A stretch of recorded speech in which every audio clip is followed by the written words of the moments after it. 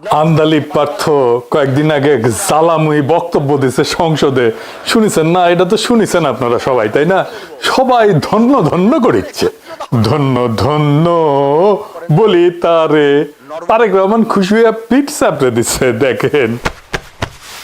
তবে জুলাই সনদ নিয়ে মূল যে স্পিরিট পার্থর, সেইটার সাথে আমি যে ভিডিও দিছি কয়েকদিন আগে, সেটার কোনো তফাৎ নাই। জুলাই সনদের ব্যাপারে কমিটমেন্টের প্রশ্নে বিএনপি তাদের অবস্থান শক্ত করতেছে বলে আমার মনে হয়েছে। এটা সত্য, বিএনপি ফ্যাসি বিরোধী লড়াইয়ের সহযোদ্ধা কমরেড। জুলাই নির্মাণে তার অবদান অস্বীকার করা সম্ভব না। আমাদের সকলের শরীরে মনে আমরা প্রত্যেকেই ফ্যাসিবাদের চিহ্ন বহন করতেছি, বিএনপি এর বাইরে না। পার্থ জুলাই নিয়ে কি বলছে সেটা রেকর্ডে থাকা দরকার, শোনেন। এবং আমি আপনাকে বলে দিচ্ছি, যদি জুলাই সনদের বিরুদ্ধে আমরা স্ট্যান্ড করি, এরা স্ট্যান্ড, আমাদের ঐক্য স্ট্যান্ড করে, আমি আন্দালিব রহমান পার্থ তার বিরুদ্ধে দাঁড়িয়ে কথা বলবো ইনশাআল্লাহ। তারেক রহমান নিজে হ্যাঁ ভোট দিতে বলছে গণভোটে। আপনাদের সকলকে অনুরোধ করব যে ধানের শীষে যেমন সিলটা দিবেন 12 তারিখে, একই সাথে আপনাকে যে দ্বিতীয় ব্যালট পেপারটি দিবে হ্যাঁ এবং না, সেখানে হায়ের পক্ষে দয়া করে আপনারা রায় দিবেন, মনে থাকবে তো? সালাউদ্দিন সাহেব বলছে জুলাই সনদের পক্ষে আমরা আছি। তো সেটা তো আর নির্বাচিত হয় নাই, সেটা হচ্ছে জুলাই জাতীয় সনদের পক্ষে আছে কি নাই। তো জুলাই জাতীয় সনদের পক্ষে তো আমরা আছি, সারা জাতি আছে। শুনেছেন, রেকর্ড থাকলো। আমরা লক্ষ্য রাখবো কি করে বিএনপি রেজিং সংবিধান সংস্কার নিয়ে, জুলাই সনদের প্রতি তার কমিটমেন্টটা কতটুকু রাখে, সেটা আমরা দেখব। তবে আজকের আলাপটা পার্থর বক্তৃতার অন্য কিছু অংশ নিয়ে, কারণ পার্থ এমন কিছু বলছে, আরো কিছু ওইটা বলতে যায়, যেগুলো নিয়ে কিছু আলাপ আমাদের করতেই হবে। একটা জিনিস সত্য যে বিরোধী দল আর দেশের মানুষের মধ্যে একটা বড় অংশ বিএনপির জুলাই সনদের প্রতি কমিটমেন্টের প্রতি আস্থা পাইতেছে না। এইটা বিএনপিকে বুঝে দেখতে হবে যে কেন আস্থা পাইতেছে না। এটাও পার্থের বক্তব্যে আছে, কেন আস্থা পাইতেছে না এটা পার্থের বক্তব্যে আছে। শোনেন, পার্থ বলতেছে আপনারা কেন বিপ্লবী সরকার করলেন না। শোনেন, একদম রেসপেক্টের সাথেই বলি, আপনারা সেই সময় রেভলিউশনারি গভর্নমেন্ট করেন নাই কেন? নর্মাল গভর্নমেন্টে গেলেন কেন? ট্রানজিশনাল রেভলিউশনারি গভর্নমেন্ট করতেন। শুনেছেন পার্থ কেন বলতেছে আপনারা কেন করলেন না? মানে অন্তর্বর্তীকালীন সরকার কার পার্থ? এটা তো আপনার না, আপনারা ছিলেন না সেই সরকার তৈরির সময়। আপনারা যান নাই ক্যান্টনমেন্টে ড্যাং ড্যাং করতে করতে, বাসে কইরা, মাইক্রো বাসে কইরা, বাসে কইরা। এই সরকার কেমন হবে সেটাতে আপনাদের বক্তব্য ছিল না, বক্তব্য নেওয়া হয়নি।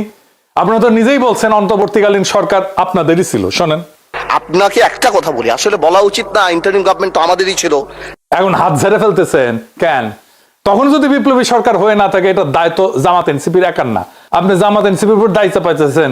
এই সরকারে তো, এই সরকার তৈরির সময় আপনি ছিলেন, আপনি নিজের দায়িত্ব নিলেন একটু আগেই। আবার শোনান, আপনাকে একটা কথা বলি, আসলে বলা উচিত না, ইন্টারিম গভর্নমেন্ট তো আমাদেরই ছিল। আপনি এনসিপির উপর দায়িত্ব পাইতেছেন। এই সরকার তো তৈরি হয়েছে আসিফ নজরুলের বাসায়। দেখেন একটা ক্লিপ দেখাই।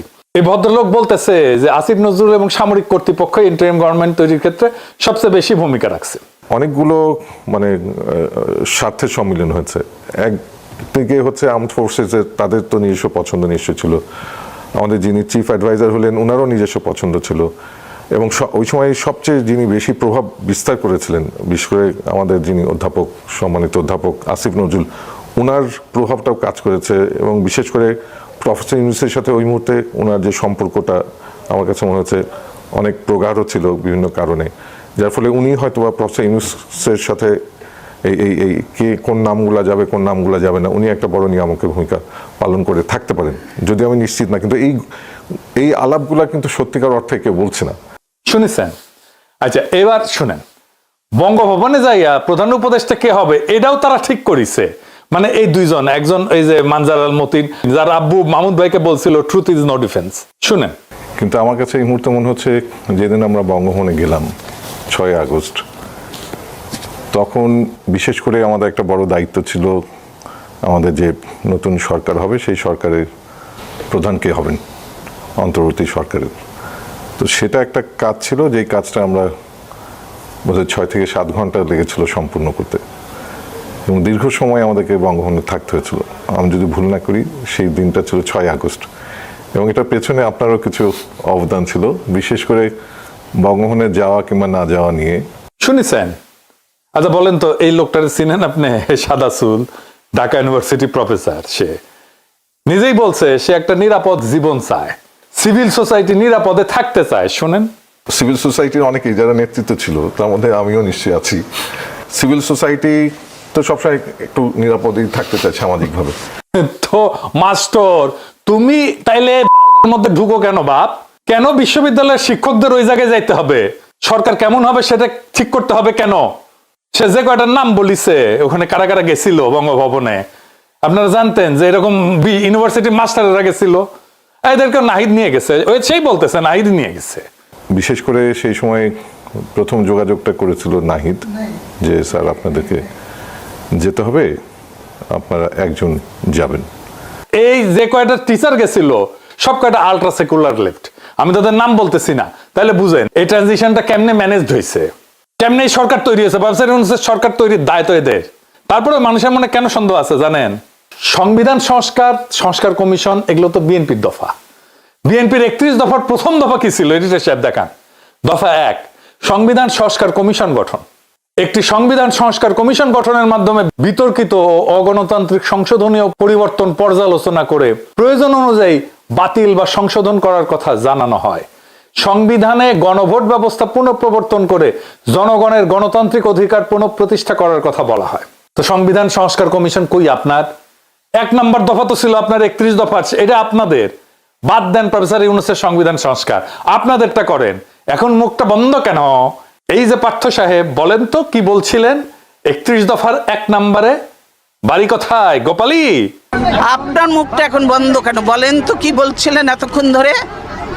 মুখটা বন্ধ কেন এখন? দেশ কোথায় গোপালী? দেখেছেন, খালেদা জিয়াও একই কথা কয়। পার্থ কইছে এনসিপি কে আপনারা জেনজি কে রিপ্রেজেন্ট করেন, আপনারা জামাত জেনারেশন হইয়েন না। শুনেন, আর এনসিপি যে আমাদের দল, আমাদের হিরোরা যারা যুদ্ধ করেছেন, যারা এখানে আছেন, তাদেরকে বলে দিই আপনারা জেনজি কে রিপ্রেজেন্ট করেন, জামাত জেনারেশন হয়ে যান না। আপনারা তো বাংলাদেশে জাতীয়তাবাদী রাজনীতি করেন, বাকশালী হয়ে যায় না। আওয়ামী লীগের সমর্থন নিয়ে তো ক্ষমতায় আসিছেন। দেখেন নভেল কি কয়, সেও আপনাদের দাবরানির মধ্যে রাখে। দেখেন, আওয়ামী লীগকে স্পেস দিতে হবে, বৈধতা দিতে হবে, রাজবন্দীদেরকে মুক্তি দিতে হবে। আমাদের দাবি 3টাই। আমরা আপনাদের পদত্যাগের কথা বলছি না। প্রক্রিয়া যাই হোক, আপনার পারফরমেন্স দেখতে চাই। পারফরমেন্স আপনি সংসদে দেখান, রাষ্ট্র পরিচালনার ক্ষেত্রে দেখান। আমরা আপনার সাথে মৌন সমর্থন দিয়েছি বলেই আপনি ক্ষমতায় এসেছেন। আপনি ভুলে যাবেন না, এই সমর্থন সরে গেলে কিন্তু আপনার ক্ষমতা আর থাকবে না। শুধু নভেল না, বাকশালের কাছে ভোট চাইয়া নিছেন, কান্নাকাটি করে হাত পা ধরে হাসিনাই বলছে। শুনেন, বিএনপির অবশ্য অনেক প্রার্থী আমাদের আওয়ামী লীগের নেতা কর্মীর কাছে হাত পা ধরেছে, ধর্ণা দিয়েছে জামাত ঠেকানোর জন্য, দয়া ধর্ম করে তারা ভোটও দিয়েছে। ক্ষমতায় যেতে না যেতে তাদের চেহারা পাল্টে গেছে। হ্যাঁ সত্য নাকি পার্থ? হ্যাঁ, এইভাবে কান্নাকাটি করে ভোট নিছেন? হ্যাঁ ভালো তো, আপনারা গোপালী হয়েছেন, এটা পাবলিক মনে করে আপনারা ভারপ্রাপ্ত আওয়ামী লীগ।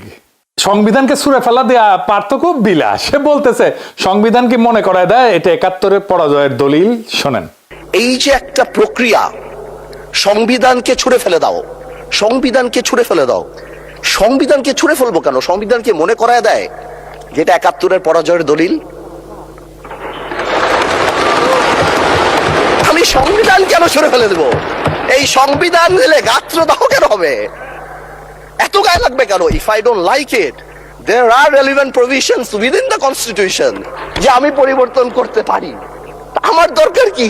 পার্থ সংবিধান ছুঁড়ে ফেলে দেওয়ার কথা বলে যে 71-এর পরাজয়ের দলিলের কথা মনে করায় দেয়। আচ্ছা পার্থ শুনেন, এই সংবিধানকে ব্যবহার করে বারবার মানুষের উপর অত্যাচার করা হয়েছে। সুতরাং এই সংবিধান যেই সংবিধান মানুষের কথা বলে না, সংবিধান যেই সংবিধানে মানুষের ইচ্ছার প্রতিফলন হয় না, মানুষের ভবিষ্যৎ দেয় না, মানুষের প্রোটেকশন দেয় না, সেই সংবিধানকে মানুষ ছুঁড়ে ফেলে দেবে। এটা কার কথা? আপনারই কথা তো। এখন মুখটা বন্ধ কেন? এই যে পার্থ সাহেব, বলেন তো কি বলছিলেন সংবিধান ছুঁড়ে ফেলে দেওয়া নিয়ে? বাড়ি কোথায় গোপালী? আপনার মুখটা এখন বন্ধ কেন? বলেন তো কি বলছিলেন এতক্ষণ ধরে? মুখটা বন্ধ কেন এখন? দেশ কোথায় গোপালী? আচ্ছা এইবার আসেন, খালেদা জিয়া নিজে কি বলছিল সংবিধান ছুঁড়ে দেওয়ার ব্যাপারে। দেখেন, এই সংবিধান হলো আওয়ামী লীগের একটি ইশতেহার। এই সংবিধানকে সেই দিন জনগণের সরকার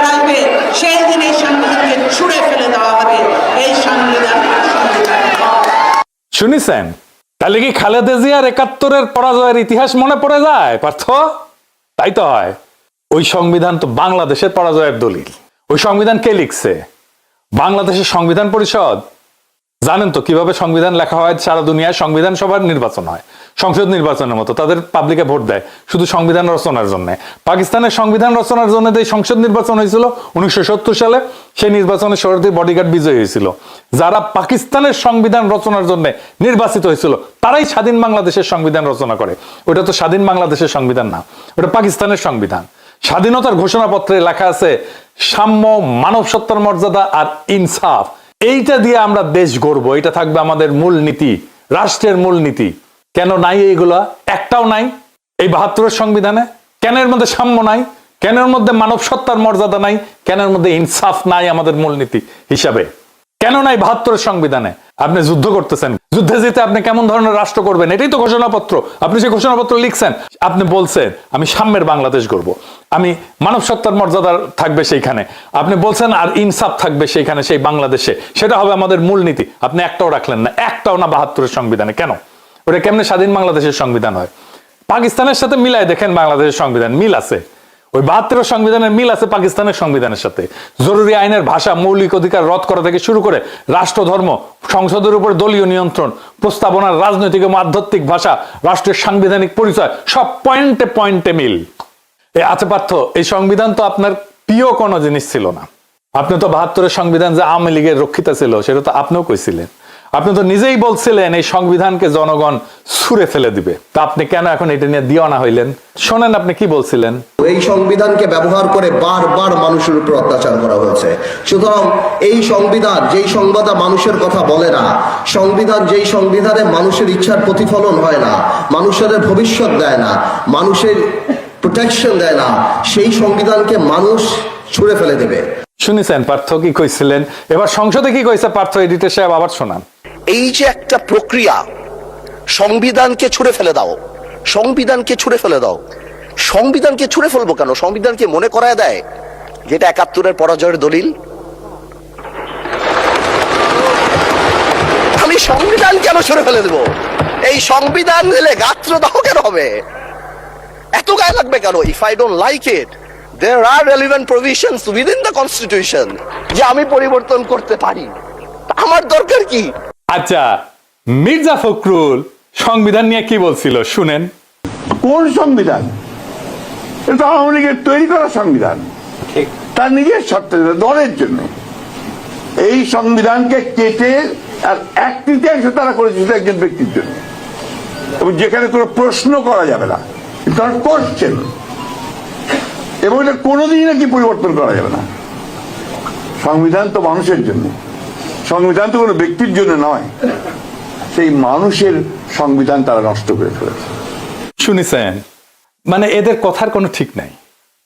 যখন যেটা পছন্দ, যখন যেটা কাজে লাগে সেটাই বলে, আর খালি মিছা কথা বলে, কথা ঘুরায়। এই জন্য এদেরকে বিশ্বাস করে না, ইচ্ছা মতো এটা কথা ঘুরায়। আগে এক কথা বলে, তারপরে আবার চোখ উল্টে দেয়। এরা সবসময় চোখ উল্টায়। এটা হইতেছে চোখ উল্টানো পার্টি, বুঝিস? আবার পার্থ কারা যেন উদ্দেশ্য করে কইছে আপনারা 6 বলে 12 রান করেছেন আর আমরা এর আগে 300 রান করেছি। শুনেন, আপনারা 6 বলে 12 রান করেছেন, কিন্তু এর আগের 300 রান আমরা সবাই মিলে করেছি। শুনেছেন? আপনারা তো এই ভিডিওটা দেখেছেন, বিএনপি নেতার স্লোগান দিতে দিতে দৌড় দেওয়া। এটা সাহেব দেখান আবার।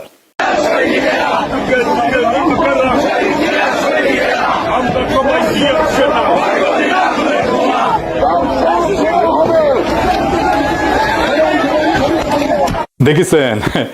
কেউ জানতেন যে কেন দৌড় মারিচ্ছে? ওই পার্থ আজকে কলে কয়া দিল 300 রান করা লাগবি না, ওই জন্য দৌড় মারিছে। বিএনপির দৌড়ের উপরে রেখা তাহলে হাসিনা ভালোই করেছে, রান বেশি উঠেছে। দৌড় মারাটাই ওদের কাছে আন্দোলন। আপনারা ঈদের পরে আন্দোলন আন্দোলন শুনেছিলেন না? খালি ঈদের পরে তীব্র আন্দোলনের ডাক দিত মির্জা ফখরুল কেসি গেটের মাঝখানে বসে।